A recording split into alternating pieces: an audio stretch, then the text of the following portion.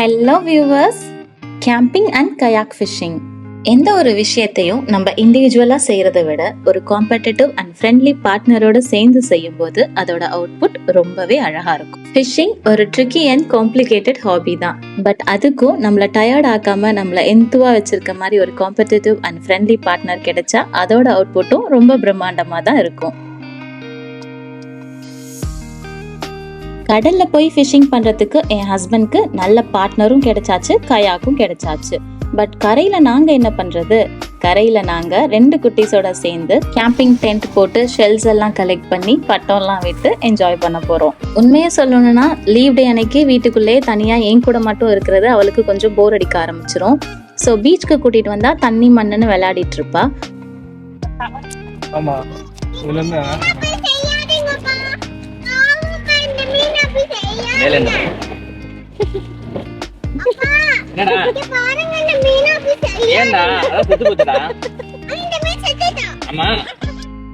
டென்ட்ல தங்குற எக்ஸ்பீரியன்ஸை அவளுக்கு இன்ட்ரோடியூஸ் பண்ணி அது செட் ஆகுதா அப்படின்னு ஒரு ட்ரையல் வெர்ஷன் பார்க்குற மாதிரி இங்கே கூட்டிட்டு வந்திருக்கோம். ஸோ இன்னைக்கு வீடியோவில் கயாக் ஃபிஷிங் அண்ட் கேம்பிங் எங்கள் ஃப்ரெண்ட்ஸோட நாங்கள் எப்படி டைம் ஸ்பெண்ட் பண்ணோம் அப்படின்றது தான் பார்க்க போகிறோம். வணக்கம் and welcome to my channel நன்மை கடைப்பிடி.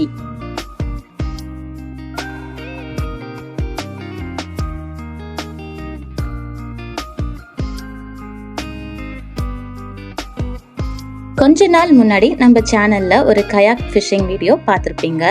எங்களோட ஃப்ரெண்ட் ஒருத்தவங்க கயாக் ஃபிஷிங் ட்ரை பண்ணணும்னு சொல்லியிருந்தாங்க. ஸோ அவங்களும் என்னோட ஹஸ்பண்டும் சேர்ந்து கயாக் ஃபிஷிங் ட்ரை பண்ண போறாங்க. நானும் அவங்க ஒய்ஃப், அதாவது என்னோட ஃப்ரெண்டும் சேர்ந்து குட்டீஸோட கரையில ஒரு கேம்பிங் டென்ட் மாதிரி போட்டு என்ஜாய் பண்ணலான்னு பிளான் பண்ணியிருக்கோம்.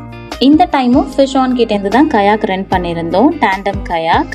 இந்த வாட்டி கைட் வரல நம்ம கூட. ஒரு 3 டைம்ஸ் கயாக் ஃபிஷிங் பண்ணதுல நம்ம நல்லா ட்ரெயின் ஆயாச்சு. இந்த டைம் ஒரு நியூபியை நம்ம கூட கூட்டிட்டு போய் நம்ம அசஸ் பண்ற அளவுக்கு நல்லாவே எக்ஸ்பீரியன்ஸ் கிடைச்சிருக்குன்னு தான் சொல்லணும். ஃபிஷ் ஆன் கிட்டேயே நம்ம பெய்ட்டா யூஸ் பண்றதுக்கான லைவ் ப்ரான்ஸ் கேட்டிருந்தோம். ஸோ அதையும் அவங்க கொண்டு வந்திருந்தாங்க. அதுக்கு தனியாக நம்ம பே பண்ணணும். ஸோ கயாக் அப்புறம் லைவ் ப்ரான்ஸ் மற்ற திங்ஸ் எல்லாம் வாங்கிட்டு நம்ம சைட்டுக்கு நம்ம வந்தாச்சு. இங்கே கேம்பிங் போகிறதுக்கான கேம்பிங் சைட்ஸ் தனியாக இருக்கும். பட் தென் நம்ம டேல மட்டும்தான் இங்கே ஸ்டே பண்ண போகிறோம், நைட் ஸ்டே இங்கே பண்ண போகிறதில்ல. அதனால நியர்பையாக அந்த கயாக் லான்ச் பண்ணுறதுலேருந்து பக்கத்தில் இருக்க மாதிரி ஒரு பிளேஸ் பார்த்துக்கிட்டோம். ப்ளஸ் பீச் கொஞ்சம் அடிக்கடி குட்டீஸ் போயிட்டு வந்துட்டு இருப்பாங்க இல்லையா, ஸோ கொஞ்சம் கிட்டக்க இருக்க மாதிரியே பார்த்து நிழலான இடத்துல கேம்ப் போடலாம் அப்படின்னு சொல்லி பிளான் பண்ணோம். நம்ம நைட் ஸ்டே பண்ணாலும் பண்ணலனாலும் கேம்பிங் பெர்மிட் கண்டிப்பாக வாங்கணும். இதுக்கு முன்னாடி பார்பிக்யூ அட் ECPன்னு சொல்லி இன்னொரு வீடியோ நம்ம சேனலில் போஸ்ட் பண்ணியிருந்திருப்போம். அதில் பார்பிக்யூ பிட் எப்படி புக் பண்ணணும் அப்படின்றதுக்கான லிங்க் நான் டிஸ்கிரிப்ஷனில் தந்திருப்பேன். சேம் லிங்க் யூஸ் பண்ணி தான் கேம்பிங் பெர்மிட் கூட வாங்கணும். இந்த வீடியோலையும் அந்த லிங்க் நான் டிஸ்கிரிப்ஷனில் தரேன். இன்கேஸ் உங்களுக்கு தேவைப்பட்டுச்சுன்னா நீங்கள் செக் பண்ணி பாருங்கள். கேம்பிங் டென்ட் ஃபிக்ஸ் பண்ணுறது ரொம்ப கஷ்டம் அப்படின்னு தான் நினச்சிட்டு இருந்தேன். பட் தென் இதான் நாங்கள் ஃபர்ஸ்ட் டைம் பண்ணுறோம். பட் கொஞ்சம் குவிக்காகவே பண்ணியாச்சு. ஈஸியாக போடுற மாதிரி தான் இருந்துச்சு இது. சிங்கப்பூரில் இந்த மாதிரி நம்ம அவுட்டோர் ஆக்டிவிட்டீஸ் பண்ணுறதுல பெரிய கஷ்டமாக நான் ஃபீல் பண்ணுறது என்னென்னா cape access. 1 whole day spend பண்ணுறதுக்காக நம்ம நிறைய திங்ஸ் எல்லாம் எடுத்துகிட்டு வருவோம். அதெல்லாம் ஒரு சில கேப்பில் அலோவ் பண்ண மாட்டாங்க, நிறைய திங்ஸ் நம்ம லோட் பண்ணுறதுக்கு. ஸோ நம்ம ஃப்ரெண்ட்ஸ் கூடலாம் வெளில போகிறோம் அப்படின்னா நம்ம முந்தின நாளே கொஞ்சம் ப்ரெப் ஒர்க்லாம் பண்ணிவிட்டு கொஞ்சம் திங்ஸ் எல்லாம் ஷேர் பண்ணிக்கணும். இப்போ ஒருத்தர்கிட்டே நிறைய திங்ஸ் இருக்க மாதிரி இருந்துச்சு அப்படின்னா அவங்க வரத்துக்கு கொஞ்சம் கஷ்டமாயிடும். கேம்பிங் டென்ட் என்ட்ரன்ஸ்லேயே பார்த்தீங்கன்னா இந்த மாதிரி ஒரு தார்பலின் பீச் மேட் மாதிரி ஒன்று இருந்துச்சு. அதை நாங்கள் போட்டு அந்த ஆணி வச்சு அடிச்சிட்டோம். ஏன்னா குழந்தைங்க பீச்சில் விளையாடிட்டு ஸ்ட்ரைட்டாக கேம்ப்குள்ளே இன்கேஸ் ஓடிட்டாங்கன்னா ஃபுல்லாக மண்ணாயிடும். அதனால ஸோ அந்த இடத்துலையே நம்மளோட ஃபுட்டு ட்ரிங்க்ஸ் எல்லாம் வச்சுட்டோம். ஏன்னா ஒரு டைமும் நம்ம உள்ளே போயிட்டு வந்தோம்னா இன்கேஸ் நம்ம ரெஸ்ட் பண்ணோன்னு உள்ளே போகும்போது உள்ளே ஃபுல்லாக மண்ணாக இருக்கும். அதனால ஸோ நாங்கள் பீச்சில் 1 whole day டைம் ஸ்பெண்ட் பண்ணுறதுக்கான அரேஞ்ச்மெண்ட்ஸ் எல்லாம் பண்ணியாச்சு. எல்லாம் செட் ஆனதுக்கப்புறம் ஃபிஷிங் பண்ணுறதுக்காக கயாக் எடுத்துகிட்டு கிளம்பிட்டாங்க. லாஸ்ட் கயாக் ஃபிஷிங் வீடியோவில் பார்த்துருப்பீங்க. லான்ச்சிங் சைட் வரைக்கும் நாங்கள் கயாக் எடுத்துகிட்டு வருவோம். பட் தென் அதை தண்ணியில் லான்ச் பண்ணிவிட்டு கைட் தான் எங்களை உள்ளே உட்கார வச்சு ஒரு புஷ் பண்ணி கொடுப்பாங்க. அதுக்கப்புறம் தான் நாங்கள் பெடல் பண்ணியிருப்போம். பட் தென் இந்த வாட்டி கைடோட சப்போர்ட் இல்லாமையே என் ஹஸ்பண்ட் அவங்க ஃப்ரெண்டை உள்ளே உட்கார வச்சுட்டு கைடு எங்களுக்கு எப்படி அசஸ் பண்ணாரோ அதே மாதிரி அசஸ் பண்ணிட்டு இருந்தாங்க. நிறைய ஃபிஷ் எல்லாம் கொண்டுட்டு வாங்கன்னு சொல்லி நாங்கள் எங்கள் எதிர்பார்ப்பெல்லாம் அவங்க மேலே போட்டுட்டு குட்டீஸை வச்சு மேனேஜ் பண்ணிட்டு இருந்தோம். லாஸ்ட் டைம் எனக்கு சீ சிக்னஸ் வந்தப்போவே கைடு வந்து எங்களுக்கு ஒரு அட்வைஸ் கொடுத்துருந்தாரு. என்ன அப்படின்னா, பிகினராக வந்து கயாக் எடுக்கும்போது டெய்ரி ப்ராடக்ட்ஸ் எல்லாம் எடுத்துக்காதீங்க உள்ளே வரத்துக்கு முன்னாடி அப்படின்னு சொல்லி. ஸோ அந்த அட்வைஸை இந்த வாட்டி எங்கள் ஃப்ரெண்டுக்கும் நாங்கள் கொடுத்துருந்தோம். கயாக்கிங் போகும்போது எந்த ஒரு ஆப்ஜெக்ட் பக்கத்துலையும் க்ளோஸாக போகாத மாதிரி பார்த்துக்குங்க. எஸ்பெஷலி நீங்கள் பார்க்குற இந்த பேரியர்ஸ். அலை அதிகமாக இருக்க நேரத்தில் இந்த பேரியர் கயாக்கை ஹிட் பண்ணுறதுக்கு அதிக பாசிபிலிட்டிஸ் இருக்குது. அதனால சிவியர் இன்ஜுரி கூட ஆகலாம். என்னங்க வாய்ஸ் மாறிடுச்சுன்னு பார்க்குறீங்களா? ஆமாங்க, லாஸ்ட் கயாக் ட்ரிப்பில் என் ஒய்ஃப் ஜாயின் பண்ணியிருந்தாங்க. ஸோ அந்த எக்ஸ்பீரியன்ஸை அவங்களால உங்களுக்கு லைவ்லியாக டிஸ்கிரைப் பண்ண முடிஞ்சிச்சு. ஆனால் இந்த ட்ரிப்பில் நானும் என் ஃப்ரெண்டும் போகிறதுனால இந்த ஃபிஷிங் எக்ஸ்பீரியன்ஸை உங்களோட ஷேர் பண்ண போகிறது நான் தான். ஸோ நம்ம ஃபர்ஸ்ட் ஃபிஷிங் ஸ்பாட்டுக்கு வந்தாச்சு. இங்கே இருக்க ஒர்க்கர்ஸ் கிட்ட அங்கே ஃபிஷிங் பண்ணலாமான்னு பெர்மிஷன் கேட்டோம். ஆனால் அவங்க பாஸ் அலோவ் பண்ணுறது இல்லை அப்படின்னு சொன்னதுனால நம்ம பக்கத்தில் உள்ள ஸ்பாட்டுக்கு மூவ் ஆனோம். கீழாங் பக்கத்தில் ஃபிஷிங் பண்ணுறதுக்கு முன்னாடி அங்கே இருக்க இன்சார்ஜ் ஆர் ஓனர் கிட்ட பெர்மிஷன் வாங்கிட்டு பண்ணுறது ரொம்பவே பெஸ்ட் ப்ராக்டிஸ். என்னோட ஃப்ரெண்டுக்கு இதுதான் ஃபிஷிங் ஃபர்ஸ்ட் டைம்ங்கிறதுனால ராட் அண்ட் ரீல் பேசிக்காக யூஸ் பண்ணுறது எப்படின்னு சொல்லி கொடுத்துக்கிட்டு இருந்தேன். ஃபிஷிங் லைனை ஹோல்ட் பண்ணிக்கணும், வெயில ஓப்பன் பண்ணணும், லைனை ரிலீஸ் பண்ணி அந்த வெயிட் சீபெட்டை டச் பண்ணுற வரைக்கும் ஹோல்ட் பண்ணணும். ஒன்ஸ் அந்த வெயிட் சீபெட்டை டச் பண்ணோன்னே வெயில க்ளோஸ் பண்ணி லைனை டைட் பண்ணிக்கணும்.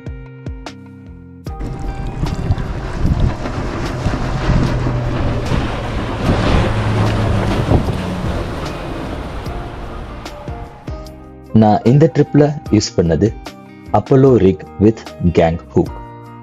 கேங் ஹூக்னா என்னன்னு கேட்குறீங்களா? Multiple hook, more than one hook. ஒரு ஹூக்கை ப்ரானோட டெய்லையும் இன்னொரு ஹூக்கை ப்ரானோட ஹெட்லையும் ஹூக் பண்ணணும். இதுதாங்க இந்த ட்ரிப்ல நான் பண்ண பெரிய மிஸ்டேக். கேங் ஹூக் யூஸ் பண்ணும்போது ப்ரானோட நேச்சுரல் மூமெண்ட்டை அஃபெக்ட் பண்ணாத மாதிரி ஹூக் பண்ணணும். அப்போதான் ப்ரான் நேச்சுரலாக ஸ்விம் பண்ணும், மீனை ஈஸியாக அட்ராக்டும் பண்ணும். ஸோ நான் ஹூக் பண்ண விதம் ப்ரானோட நேச்சுரல் மூமெண்ட்டை அஃபெக்ட் பண்ணிடுச்சுன்னு தான் சொல்லணும். ஸோ நீங்கள் பிகினர்ஸாக இருந்தீங்கன்னா சிங்கிள் ஹூக் யூஸ் பண்ணுறது தான் பெட்டர். இன்கேஸ் இந்த வீடியோ பார்க்குறவங்களுக்கு கேங் ஹூக் எப்படி யூஸ் பண்ணுறதுன்னு தெரியும், எதுவும் ரெஃபரன்ஸ் வீடியோ லிங்க் இருந்தால் கமெண்ட் பண்ணுங்க.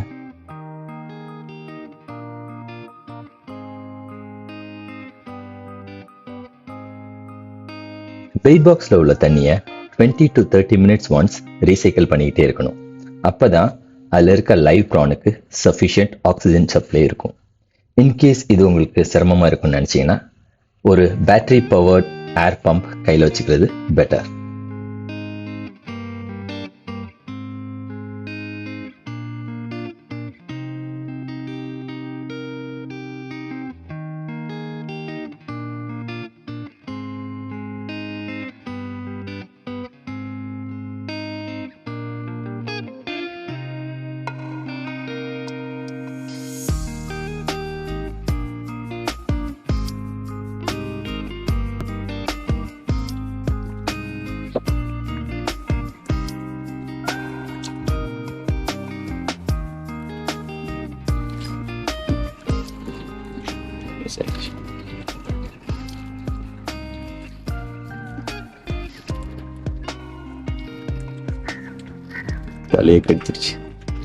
தலையை கடிச்சிருச்சு.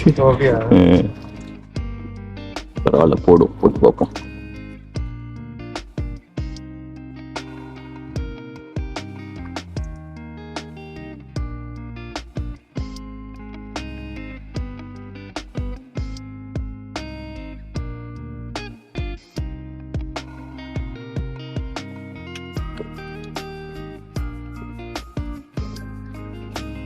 இருந்தையும் காலி பண்ணிடுச்சு. பார்ட்டி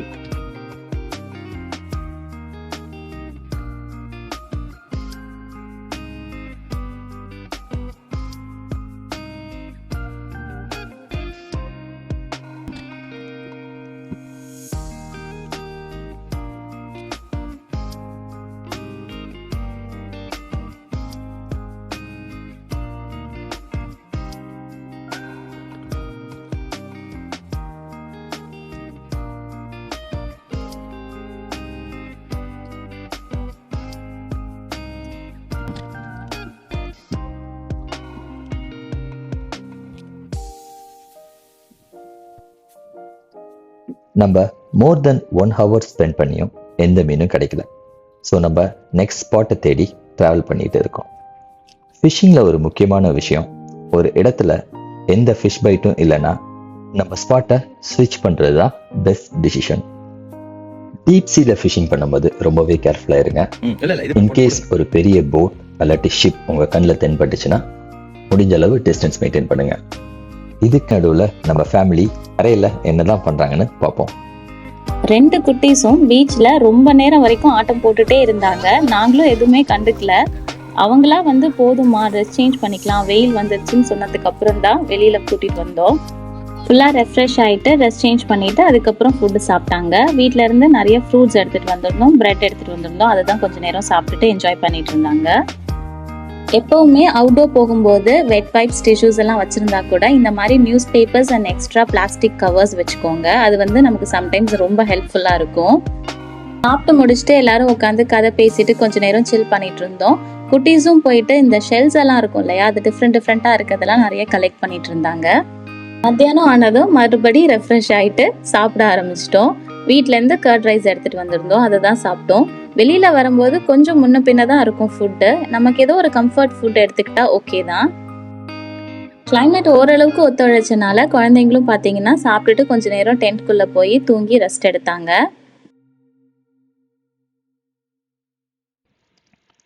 டைம் இப்போ ஆல்மோஸ்ட் மதியம் 2 மணி ஆயிடுச்சு.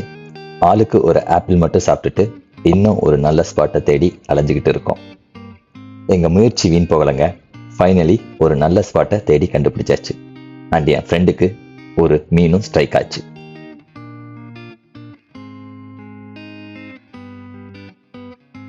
Very good size farad fish. ரொம்ப அலைஞ்சு திரிஞ்சு சோர்ந்து போன எங்களுக்கு இந்த கேட்ச் ஒரு நல்ல எனர்ஜியை கொடுத்துச்சுன்னு தான் சொல்லணும். இன்னொரு விஷயம், இது சிங்கிள் ஹூக் யூஸ் பண்ணி கேட்ச் பண்ணது, கேங் ஹூக் கிடையாது. எங்களுக்கு அதே ஸ்பாட்லேயே இன்னொரு மீன் ஸ்ட்ரைக் ஆச்சு. பட் ரீலின் பண்ணுறதுக்குள்ள மீன் எஸ்கேப் ஆயிடுச்சு. அகெயின் நாங்கள் ஸ்பாட்டை சேஞ்ச் பண்ணோம். இந்த ஸ்பாட் எங்களோட லக்கி ஸ்பாட்னே சொல்லலாம். தொடர்ந்து எங்களுக்கு 4 மீன் கிடைச்சிச்சு. இதுதான் அந்த நாளுக்கான என்னோட first catch, a very good size grouper. இந்த குரூப்பரை நான் single hook Apollo rig use பண்ணி தான் கேட்ச் பண்ணேன். சிங்கிள் ஹூக் யூஸ் பண்ணும்போது ப்ரானோட மூவ்மெண்ட் ரொம்பவே நேச்சுரலாக இருக்கும். அதனால ஃபிஷ்ஷை ஈஸியாக அட்ராக்ட் பண்ணும்.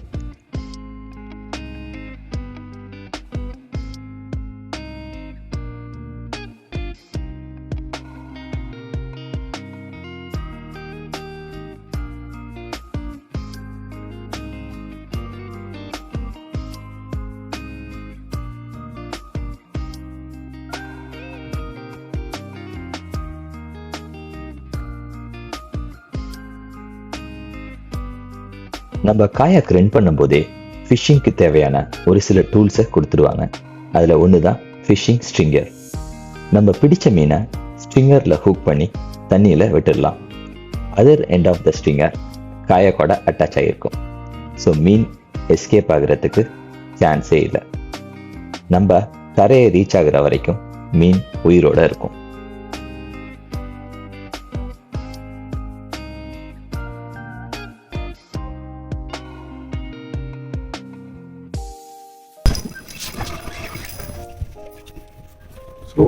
சூப்பர். கொஞ்ச நேரத்திலேயே நம்ம தூண்டில்ல அடுத்து வந்து மாட்டின மீன் ஸ்னாப்பர். இப்படி பேக் டு பேக் மீன் ஸ்ட்ரைக் ஆகுறதுக்கு இன்னொரு காரணமும் இருக்குங்க. அதுதான் டைட் சேஞ்ச். எங்க ப்ரீவியஸ் ஃபிஷிங் வீடியோஸ்ல டைட் சேஞ்சை பத்தியும் டைட் சேஞ்ச் அப்ப நிறைய மீன் பிடிக்கிறாங்களத பத்தியும் சொல்லியிருப்போம். அந்த வீடியோஸ் எல்லாம் இன்னும் நீங்க பார்க்கலன்னா கண்டிப்பா பாருங்க.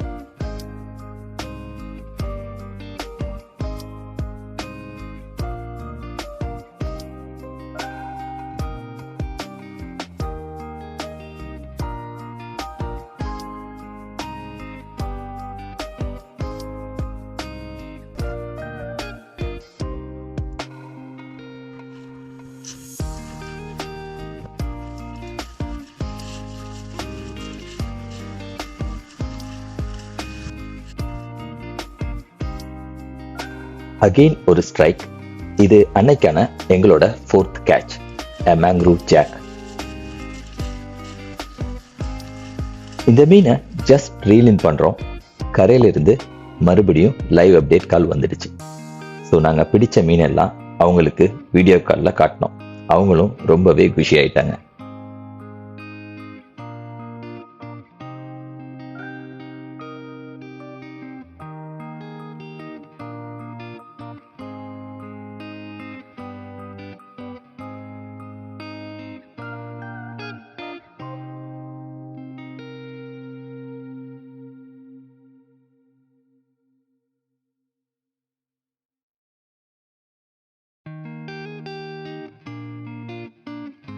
இந்த ஸ்பாட்ல ஒரு மட் கிராப் இருக்கிறத நான் நோட் பண்ணேன்.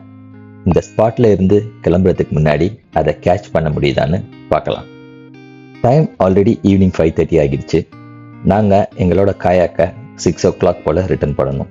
ஸோ இன்னும் 10 minutesல பேக்கப் பண்ணலான்னு பிளான் பண்ணிட்டு இருந்த நேரத்தில் அகெயின் ஒரு ஸ்ட்ரைக். இதுதான் எங்களோட 5th and final கேட்ச். இங்கே எடுத்துருவாங்க, அப்படியே மேலே தூக்காம அப்படியே தண்ணியோட எடுத்துருவாங்க. எடுத்துருவாங்க இங்கே எடுத்துருவாங்க. இங்கே எடுத்துருவாங்க. எதுக்கா மேலே தூக்காம? அவ்வளோதான்.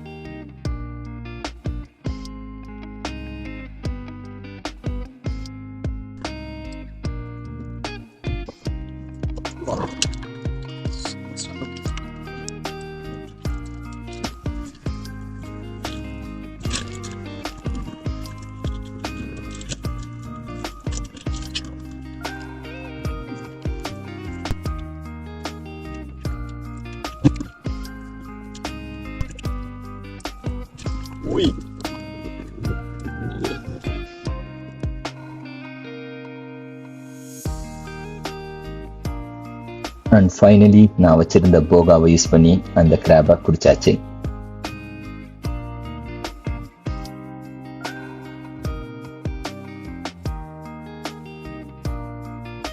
இந்த ஃபிஷிங் ட்ரிப் கண்டிப்பா ஒரு ஏமாற்றம் இல்லாத ட்ரிப்னு தாங்க சொல்லணும்.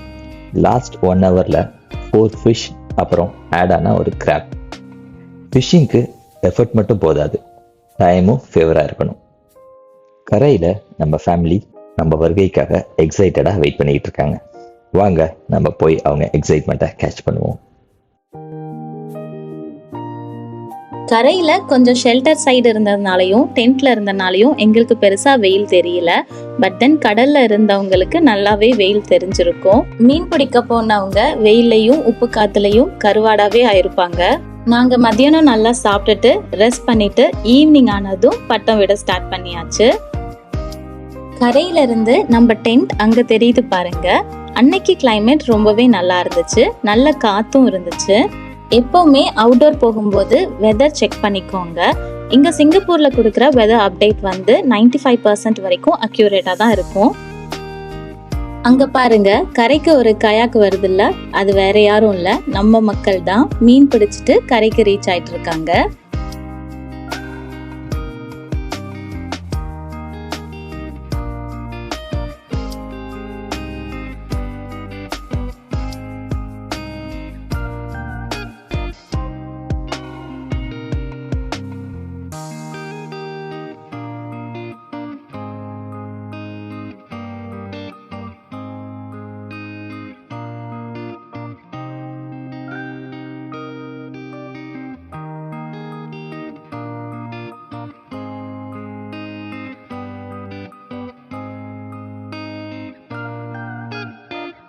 என்ன மீன் பிடிச்சிருக்காங்க, எத்தனை மீன் பிடிச்சிருக்காங்க அப்படின்றதெல்லாம் லைவ் அப்டேட்ல நம்ம தெரிஞ்சுக்கிட்டே இருந்தா கூட கரைக்கு வந்ததும் அந்த மீனை பார்க்கறதுக்கு ஒரு ஆர்வம் அதிகமாவே இருந்துச்சு.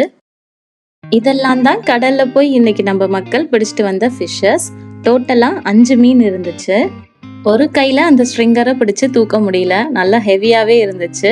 இந்த மீனெல்லாம் பாக்குறதுக்கு நமக்கே இவ்வளோ எக்ஸைட்டடா இருக்கு, குழந்தைங்களுக்கு சொல்லவே தேவையில்லை.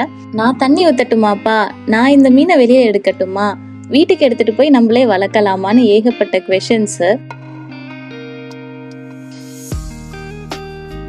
ஃபிஷிங் பண்ணும்போது நீங்க பார்த்திருப்பீங்க இல்லையா, ஒரு டயர்ல இருந்து இந்த கிராபை எடுத்திருந்தாங்க.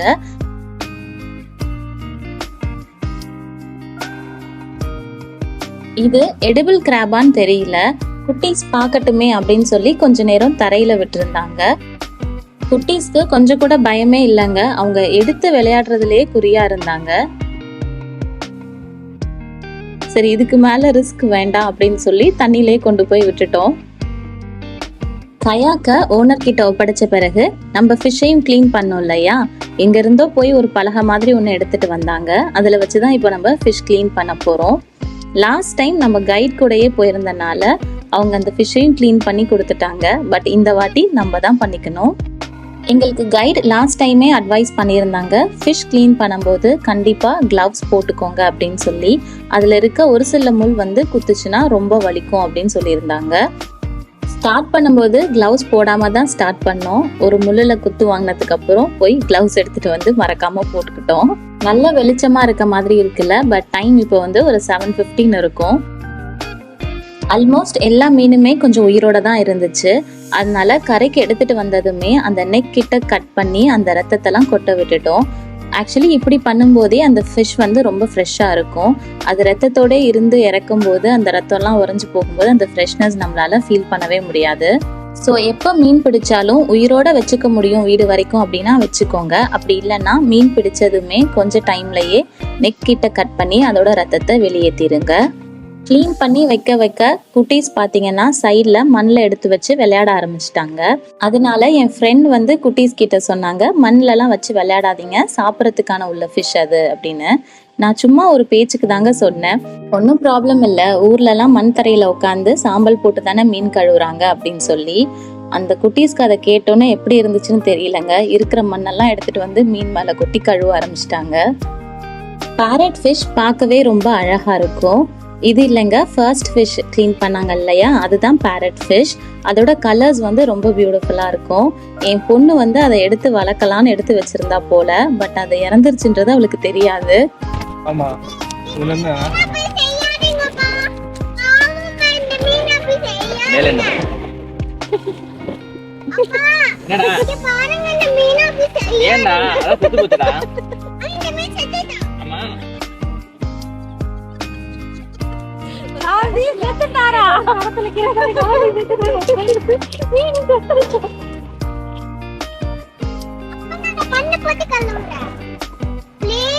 சரிடா.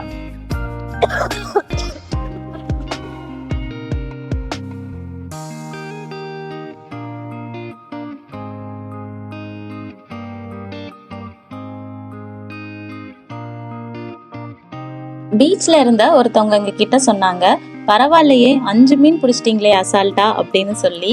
ஒரு நாள் ஃபுல்லா ஸ்பெண்ட் பண்ணி 5 மீன் தான் பிடிச்சிருந்தாங்க. அதுவும் ரொம்ப நேரம் வரைக்கும் எந்த மீனும் மாட்டல. இதுக்கப்புறம் டைம் ஆயிடுச்சு, வீட்டுக்கு கிளம்பலாம், கயாக்கு வேற ஒப்படைக்கணும்னு சொல்லி யோசிக்கும் போது வந்துட்டோம், இன்னும் கொஞ்ச நேரம் ட்ரை பண்ணுவோம் அப்படின்னு சொல்லி லாஸ்ட் 1 ஹவர்ல பிடிச்சதான் அத்தனை மீனும். பல வருஷங்களா இல்ல பல நாட்களா ஒரு விஷயத்த நம்ம ட்ரை பண்ணிட்டு இருப்போம். அதுக்கான நிறைய ஹார்ட் ஒர்க் போட்டிருப்போம். ஆனா அதுக்கான பலன் நமக்கு கிடைச்சிருக்காது. பலன் ஒன்றும் கிடைக்கலையேன்னு சொல்லி பாதியிலே முயற்சியை கைவிட்டுடாதீங்க. நம்ம எந்த அவுட்புட்டை நோக்கி ஒரு முயற்சி எடுத்துட்டு இருக்கோமோ அதை முழுசா கொடுங்க. நீங்க எதிர்பார்த்த அவுட்புட் கிடைக்கலனா கூட அடுத்த ஸ்டெப் எடுத்து வைக்க வேண்டியதுக்கான ஒரு அனலிட்டிக்ஸ் நமக்கு கிடைச்சிருக்கும். அட்லீஸ்ட் நம்ம ஒரு ப்ரோஸ் அண்ட் கான்ஸை அனலைஸ் பண்ற அளவுக்காவது வளர்ந்துருப்போம். 5 மீனை பிடிச்சிட்டு அட்வைஸ் கொஞ்சம் ஓவரா தான் இருக்குன்னு நினைக்கிறேன். ஸ்டாப் பண்ணிக்கிறேன்.